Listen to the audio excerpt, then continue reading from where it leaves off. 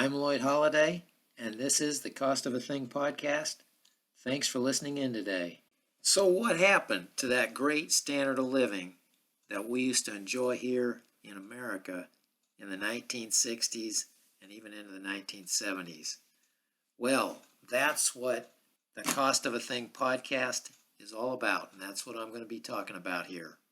Okay, this podcast is going to be part 2 of the United States of America illusion of wealth. Part 1, I talked about how the government, through its gross domestic product statistic, the GDP, they tell us that we are 3 times better off than we were in the 1960s and 70s. And my contention is that we are not better off than we were in the 60s and 70s. Our standard of living today is lower than it was in the 60s and 70s.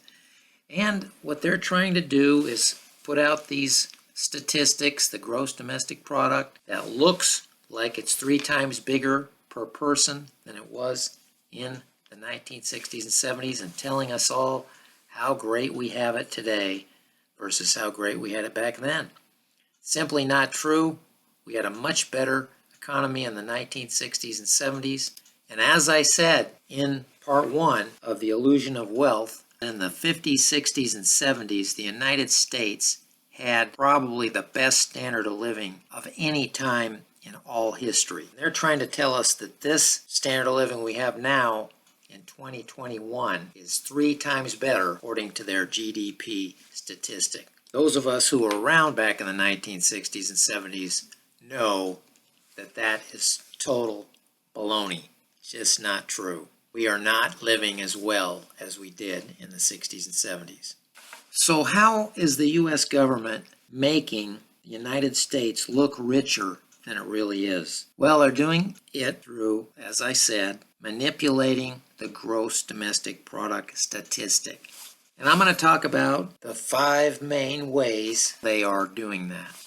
How they are pretending that we are better off than we are. Okay, the first thing, number 1 there, they are promoting fake asset prices. The government is propping, goosing, whatever you want to call it, all asset prices, stock prices, real estate prices. Some of these assets, stock prices, the internet stocks, NASDAQ, house prices, and many of these extreme bubble areas have been driven to 5 times, 6 times their real historical values, all propped up to those price levels by the government. And of course, how they're doing that is through the Federal Reserve, through their zero interest policies and their money printing, which is called quantitative easing, QE. And all of this pumps up asset prices, and those high asset prices pump up the GDP, make us look richer than we are. Number 2 way they're goosing the GDP number, the government borrowing massive amounts of money over the last 40 years, more so in the last 10 years or so. The national debt that was about $5 trillion in 1992 doubled to $10 trillion by 2008. Then under just one president, Obama, his 8 years, it doubled again to $20 trillion. And now with the Trump administration's borrowing of about $1 trillion a year, plus they added on the stimulus money for the coronavirus of about another $5 trillion.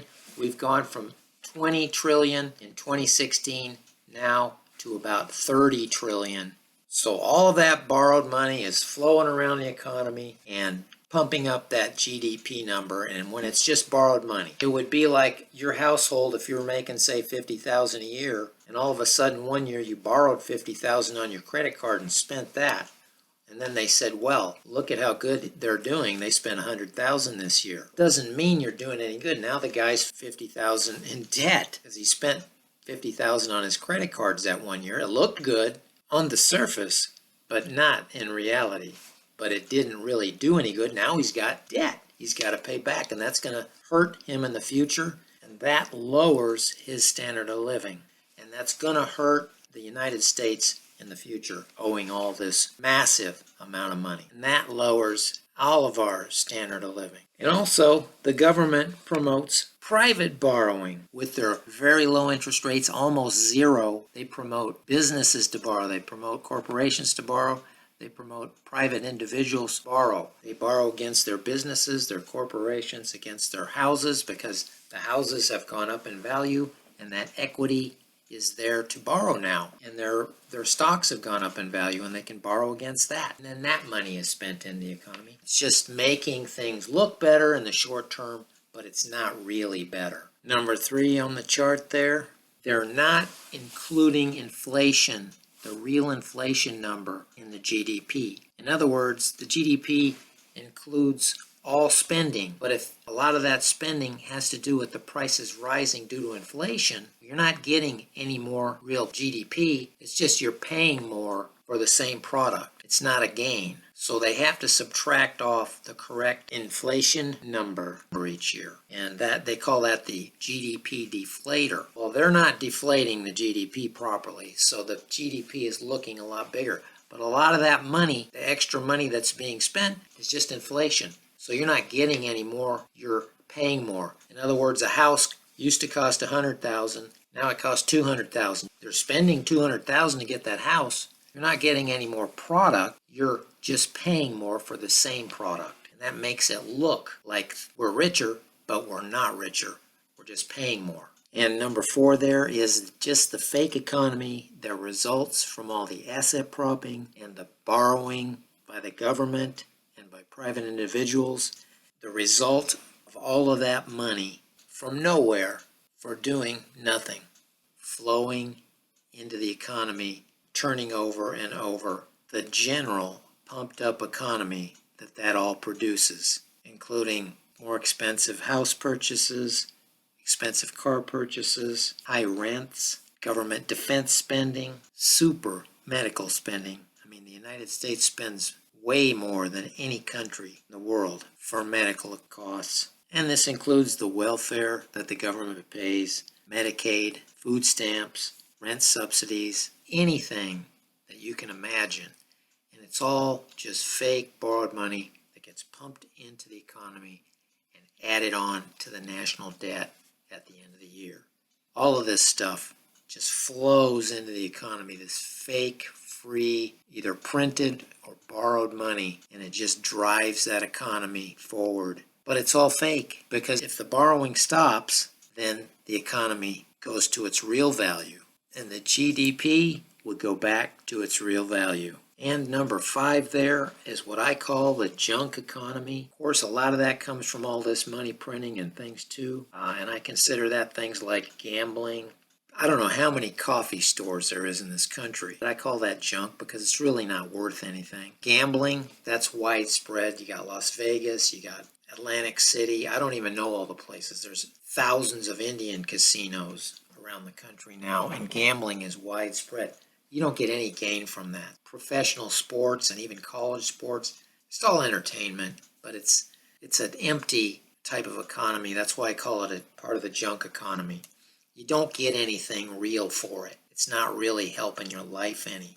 It's just gone. You go to the game, it's over. And a big part of the American economy is just plain junk. If you look around at what's out there, it's just junk. And I can't list everything in the junk economy. The junk economy is too big to list everything in one YouTube video. But I'll list a few things here so you get the idea what I'm talking about. I think that a lot of the ads, see a lot of ads on the internet, on TV, junk. A lot of social media, junk. A lot of wasted time there. The comments on YouTube, billions of comments, all wasted time, junk. People taking illicit drugs, and a lot of the prescription drugs, all junk. Excessive alcohol drinking, smoking, vaping, junk, junk, junk. You got junk TV, you got junk movies, you got fast food, you got junk food. And those are just a few of the things, like I said, to give you an idea what I'm talking about the junk economy. And a lot of this stuff is actually not only junk, it's counterproductive to you living a good life and having a good standard of living. Much of this stuff actually wastes your time or ruins your health or your mind and actually makes your life worse. That's how bad this junk economy and these junk things are. What used to be an economy of manufacturing and making things that we can use to make our lives better now has become this junk economy of casinos, coffee stores, and check cashing loan outlets. It's just a bunch of useless baloney. You go to the casino, your life is not improved when you leave that casino. In fact, it's probably diminished because you probably lost money. Okay, those are the 5 main things that I think are propping up the United States' gross domestic product. And otherwise, it would be way, way smaller. So the government is doing everything it can to manipulate that GDP number to make us all think that we are wealthier than we've ever been. And they are doing everything I said here. I think these are the main things that's going on. They're probably doing more things that I don't know about or haven't thought of, prop up that GDP even bigger. Politicians' primary goal is to be able to tell us how great they're doing with the economy and how great our lives are because they're doing such a great job with that economy. And then they can get reelected or whatever because of that. But I can tell you, being here in the 60s and 70s and growing up in those years, I can tell you that economy for most Americans was way better in the 1960s and 70s than it is today. Despite that they're telling you we're 3 times better off in the GDP per person calculation, we're not even as good off as we were in the 1960s and 70s. We're worse off. In spite of what their numbers say, in spite of what their statistics say, I can tell you we're worse off. Especially the younger people just coming in who are facing super high housing prices, super high rents, super high medical costs, super high college costs. None of that was there in the 1960s. We didn't have to deal with that when we were younger, but the young kids today are having to deal with it. And I am going to do a part 3 to the illusion of wealth in the United States. And in that, I'm going to try to quantify what the real GDP is, subtracting out all of these 1 through 5, and most of this stuff that I've talked about here today, the main ways that they are pumping up that GDP. Take all that fluff out, and what's the real GDP? That's what I'm going to talk about in my next podcast, part 3 of the illusion of American wealth. Thank you for listening in today. And until next time, this is Lloyd Holiday signing off.